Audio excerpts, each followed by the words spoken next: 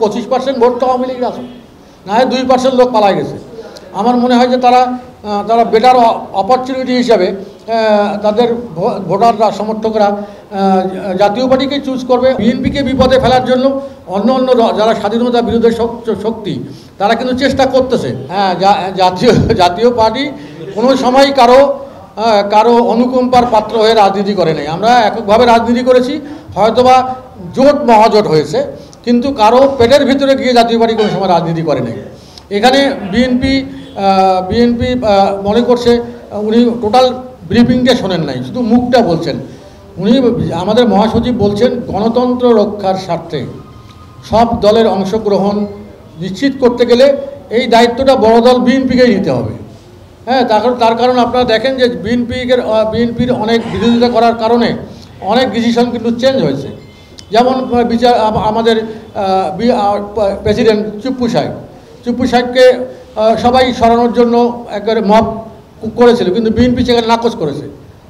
সে কিন্তু চুপ্পু সাহেব এখনও কিন্তু প্রেসিডেন্ট আছে। সেই জন্য গণতন্ত্র মনা যে দলগুলো আছে, গণতন্ত্রের স্বার্থে যারা গণতন্ত্রের পক্ষের শক্তি, যারা এই ধরনের মব ভায়োলেন্সে নাই, তাদেরকে বাঁচানোর জন্য তো বিএনপির একটা ভূমিকা থাকতে হবে। তা নাহলে তো বিএনপি একা হয়ে যাবে। ভবিষ্যৎ মনে করেন যে যদি সামনে নির্বাচন হয়, সেখানে জাতীয় পার্টি থাকলো না, থাকলো কে?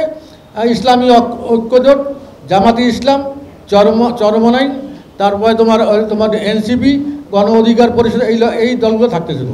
আর থাকতেছে একদিকে বিএনপি। এখন যদি তারা বলে যে না, পিআর পদ্ধতি ছাড়া নির্বাচনে আমরা যাব না। হিরন আরও মিনারেল ওয়াটার মাত্র 50 পয়সায় প্রতি লিটার। তখন তারা যদি সরে দাঁড়ায়, তখন তো বিএনপি একা হবে। সেই একক নির্বাচনে তো এটা তো ন্যাশনালি ইন্টারন্যাশনালি এটা তো গ্রহণযোগ্য হবে না। যে বিএনপিকে বিপদে ফেলার জন্য অন্য যারা স্বাধীনতা বিরোধী শক্তি তারা কিন্তু চেষ্টা করতেছে, তারা বিভিন্নভাবে চেষ্টা করতেছে। আপনারা জানেন ঐক্যমত কমিশনে এই পিআর পদ্ধতি সম্পর্কে, লোয়ার লেভেলের পিআর পদ্ধতি সম্পর্কে কোনো আলোচনাই হয় নাই। এখন দেখতেছে যে বিএনপি তো আগায় আছে, বিএনপি তো রাষ্ট্রীয় ক্ষমতায় যাবে। এখন তারা দেখতেছে যে বিএনপিকে এই সময় একটা আঘাত করতে গেলে পিআর পদ্ধতিটা বাস্তবায়ন ছাড়া জামাতে ইসলাম নির্বাচনে যাবে না। এটা অজুহাত খুঁজতেছে। এই ধরনের খোঁড়া অজুহাত খুলে তারা বিএনপিকে যদি বিপদে ফেলার জন্য তারা যদি নির্বাচন থেকে সরে যায়, তখন তো বিএনপি একা হয়ে যাবে, সেই নির্বাচন তো গ্রহণযোগ্য হবে না। সেজন্য বিএনপির স্বার্থেই আমার মনে হয় সব দলের অংশগ্রহণটা নিশ্চিত করা, এর জন্যই মহাসচিব সাহেব বলছে। আওয়ামী লীগ যেহেতু নাই, আওয়ামী লীগের একটা শূন্যতা আছে। তারা তো 30-35% ধরেন, সর্বশ্রেষ্ঠ 25% ভোট তো আওয়ামী লীগের আছে, না হয় 2% লোক পালায় গেছে। আমার মনে হয় যে তারা বেটার অপরচুনিটি হিসাবে তাদের ভোটাররা সমর্থকরা জাতীয় পার্টিকে চুজ করবে, অথবা অন্য কাউকে চুজ করতে পারে। হ্যাঁ, কিন্তু জাতীয় পার্টি চুজ করার সম্ভাবনা বেশি। এবং আমাদের জাতীয় পার্টির তো একটা সাংগঠনিক ভিত্তি আছেই।